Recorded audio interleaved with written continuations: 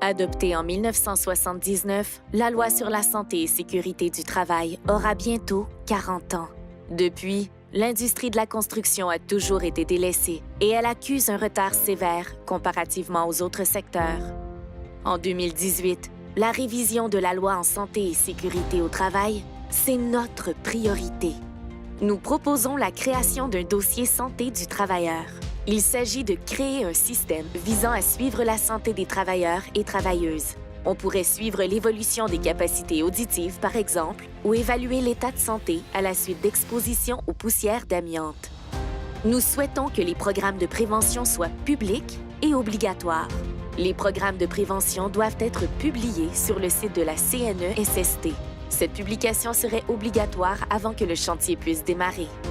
Nous devons obliger la présence de représentants des travailleurs en santé et sécurité dans tous les chantiers de plus de 300 travailleurs. Ces représentants seraient indépendants du donneur d'ouvrage. Ils seraient donc à l'abri des conflits d'intérêts possibles entre l'agent de prévention patronale et l'entrepreneur. Nous devons aussi encadrer le mécanisme du droit de refus afin de protéger le travailleur qui veut l'exercer. Lorsqu'un travailleur exerce son droit de refus, il est trop souvent mis à pied à la première occasion. Pour protéger les travailleurs de cette intimidation, l'association représentative pourrait exercer le droit de refus au nom du travailleur. Nous proposons aussi de mieux pénaliser les contrevenants récidivistes par des amendes plus élevées ou la publication de leurs performances en santé et sécurité. Il faut aussi récompenser les bonnes performances afin que le respect des normes de santé-sécurité devienne un facteur important dans le choix d'un entrepreneur.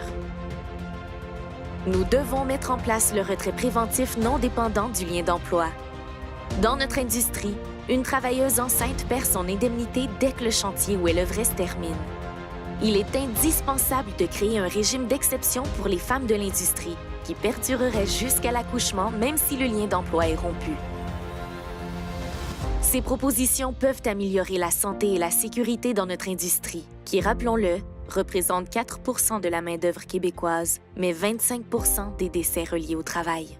La loi en santé et sécurité au travail aura bientôt 40 ans. Il est grand temps d'agir.